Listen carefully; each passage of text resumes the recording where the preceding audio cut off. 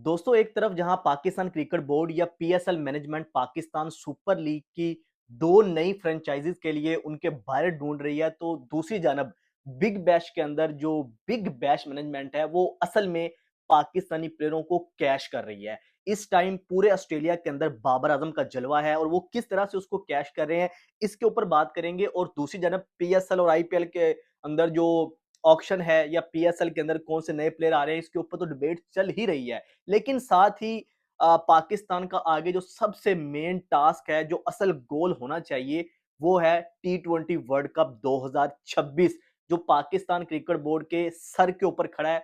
उसकी तैयारी हमारी कहां तक है? सलमान अली आगा जो पाकिस्तान के टी20 कप्तान हैं, उन्होंने तो बोल दिया है कि भाई मैं ही कप्तान हूं, यही टीम रहेगी और आगे हमारे प्लान्स क्या हैं और हम किस तरह से ये वर्ल्ड कप जीतने के लिए जा रहे हैं। तो क्या वाकई ही जो स्टेटमेंट वो दे रहे हैं और जो इस टाइम पाकिस्तान टीम की कंडीशन है, जो कॉम्बिनेशन है, जो हमारे प्लेयर्स का आप कह लें कि क्वालिटी है और जो दुनिया की दूसरी टीमें जहां पे खेल रही हैं, रैंकिंग को साइड पे रखें क्योंकि एक दफा ऐसे भी था पाकिस्तान 2023 में वर्ल्ड नंबर 1 थी लेकिन हम पहले राउंड में बाहर हुए। तो ये चीजें साइड पर रख के आप पाकिस्तान टीम को हम कंपेयर करेंगे दुनिया की दूसरी टीमों से, और जो ग्रुप्स हैं टी20 वर्ल्ड कप में उसमें से हम सिर्फ आज पहला ग्रुप डिस्कस करेंगे। क्या वाकई ही पाकिस्तान अपने ग्रुप में से अगले नंबर के ऊपर जा सकता है?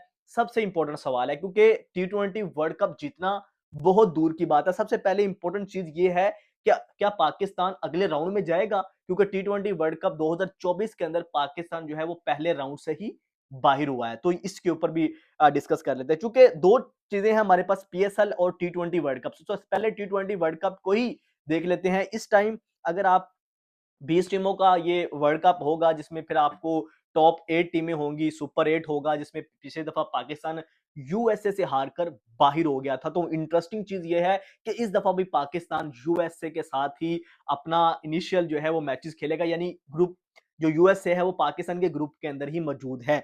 अब आपको ग्रुप ए देख लेते हैं। उसके अंदर है इंडिया, पाकिस्तान, यूएसए, नमीबिया और इसके साथ-साथ नीदरलैंड। ये 5 टीमें हैं। अब इंटरेस्टिंगली आपको ये पता है कि पिछली दफ़ा पाकिस्तान इससे हार के जिस तरह से हमारे साथ जो हुआ वर्ल्ड कप के अंदर, उससे वहाँ पे बहुत सारी बातें भी बाहर आई। लेकिन हम वो चीज़ डिस्कस नहीं करेंगे, सिर्फ़ इसी के ऊपर रहेंगे, क्या इस ग्रुप से पाकिस्तान निकल कर अगले ग्रुप में या सुपर 4 के अंदर जा सकता या सुपर 8 के अंदर जा सकता है या नहीं जा सकता? ये सबसे इंपॉर्टेंट सवाल है। इसके सामने पाकिस्तान के आगे हमेशा की तरह सबसे बड़ा पहाड़ बन के खड़ा है टीम इंडिया।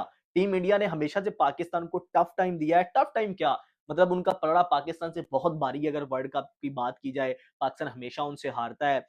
2021 में हमने उनको टी20 वर्ल्ड कप में हराया था। उसके बाद शायद लगा कि वो चीज़ अब खत्म हो गई है। लॉन्गर फॉर्मेट के अंदर तो चले ठीक है, इंडिया की टीम हमसे बहुत तगड़ी है, लेकिन जहाँ पे बात आएगी टी20 फॉर्मेट की, तो वहाँ पे पाकिस्तान जो है वो अब ठीक-ठाक क्रिकेट खेल रहा है। लेकिन एशिया कप के अंदर जो 3 मुकाबले उन्होंने हमें हराए, उसके बाद फिर एक दफा हमें लगा कि नहीं यार, पाकिस्तान टीम इस वक्त भी इंडिया से बहुत ज्यादा दूर है। अभी भी हमारी क्वालिटी, क्रिकेट की क्वालिटी देखें, हमारे प्लेयर्स टीम कॉम्बिनेशन देखें या जो भी बात कर लें, लेकिन इस टाइम चूंकि आपको पता है कि हम पाकिस्तान इंडिया वाला मैच चले अगर इंडिया को दे ही देते हैं, प्रीवियस रिकॉर्ड देखें, हम पाकिस्तान इंडिया को हरा भी दे सकता है। लेकिन अगर प्रीवियस रिकॉर्ड देखें तो उस ऑन पेपर देखें तो मुझे लगता है कि इंडिया का पलड़ा इस मैच के अंदर भारी है। चलो आप ये मान के चलो कि ये मैच इंडिया जीत जाता है। अब आगे पाकिस्तान के पास रह जाएंगे 3 चांस, जिसमें आपको यूएसए, नामीबिया और नीदरलैंड। अब पाकिस्तान को इनमें से स्ट्रेट फॉरवर्ड 2 टीमों को तो हराना ही हराना है। 3 को हराएं, सुकून से जाएं आगे, नो कोई प्रॉब्लम नहीं है। लेकिन यूएसए, क्या पाकिस्तान यूएसए को हरा पाएगा? ये बहुत बड़ा सवाल है क्योंकि यूएसए भी उन्होंने पिछले दफा बोला कि वो तुक्का शुक्का नहीं था। हमें अब भी काबिलियत है, उनके कप्तान साहब बोल रहे हैं इसमें अब भी काबिलियत है कि हम पाकिस्तान को हरा सकते हैं। अच्छा, कोई भी टीम दुनिया की उठती है और आके ये बोल देती है कि यार हम पाकिस्तान को हरा सकते हैं। कभी आपने सुना हो जिम्बाब्वे, केन्या, कनाडा, युगांडा ने आगे कहा हो कि भाई हम ऑस्ट्रेलिया को इस दफा फेंट फेंट देंगे?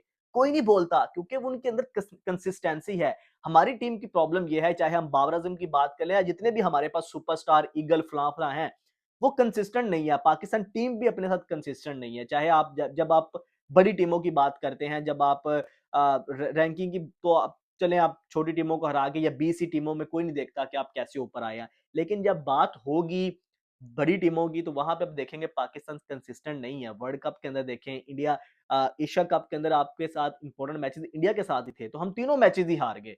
तो ये चीज़ें हैं, चलें मैं इस ये डिस्कस नहीं करते चूँकि अब यूएसए वाला मैच मुझे लगता है कि टफ टाइम पाकिस्तान को यूएसए टीम देगी।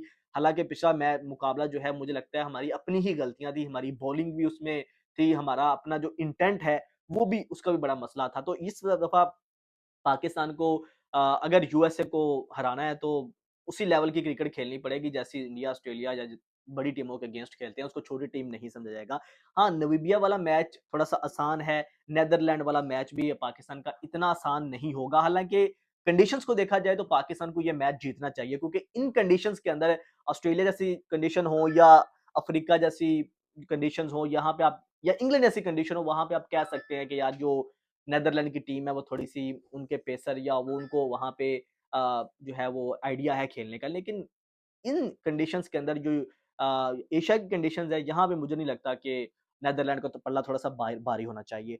तो मुझे लगता है कि पाकिस्तान टीम जो है वो थोड़ी-सी आगे जा सकती है। ये थोड़ा-सा मुझे लगता है कि यहाँ पे इस दफ़ा पाकिस्तान के साथ इतना मुश्किल नहीं होगा। वहाँ पे प्रॉब्लम ये हुई, वहाँ पे बारिश का बड़ा मसला था और बहुत से मसले थे, लेकिन इस एशिया के अंदर आपके साथ वो कुछ नहीं होगा। यहाँ पे मुझे लगता है कि यूएसए भी थोड़ी-सी स्ट्रगल करेगी और जो नामीबिया या नीदरलैंड है, तो हराना चाहिए इनको। तो मुझे लगता है कि समहाउ पाकिस्तान टीम जो है वो इस मतलब ग्रुप से सुपर 8 में जा सकती है।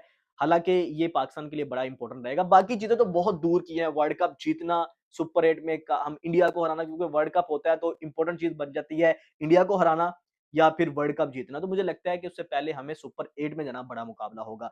अब बात कर लेते हैं बिग बैश की, चूँकि इस टाइम आपको पता है कि बाबर आज़म जब से ऑस्ट्रेलिया के अंदर लैंड करे हैं, सिडनी सिक्सर के आप जाके फेसबुक, यूट्यूब, उनके इंस्टाग्राम अकाउंट को देख लें, वहाँ पे सिर्फ़ आपको एक ही पोस्ट मिलेगी, वो है किंग बाबर आज़म। वो किस तरह से उसको कैश कर रहे हैं, उनकी डिजिटल टीम, उनकी मीडिया टीम किस तरह से इसके ऊपर वर्क कर रही है, ये जाके ना पाकिस्तान क्रिकेट बोर्ड को भी सीखना चाहिए या हमारी फ्रेंचाइज़ी को भी सीखना चाहिए कि पाकिस्तानी प्लेयर्स को या एक प्लेयर को किस तरह से कैश किया जाता है, किस तरह इस इवेंट की हाइप बनाई जाती है। आप देखिए जब ऑक्शन हुआ था, जब साइनिंग हुई थी, तब भी उनके फॉलोवर जो हैं वो मिनटों में इंक्रीज़ हुए सिर्फ़ बाबर आज़म की वजह से। तो बाबर आज़म का ऑरा है, इस दफ़ा इस टाइम बाबर आज़म की फैन फॉलोइंग है, बाबर आज़म को लोग जानते हैं, पहचानते हैं, मानते हैं उनको देखने के लिए। उनका एक फैन फॉलोइंग है, उस चीज़ को हम इनकार नहीं कर सकते। उनकी परफ़ॉर्मेंस अभी बहुत डाउन चल रही है, 2-3 साल उनके खराब भी चल रहे, लेकिन स्टिल आप देख सकते हैं किस तरह का ऑरा वो अपने साथ लेके चलते हैं।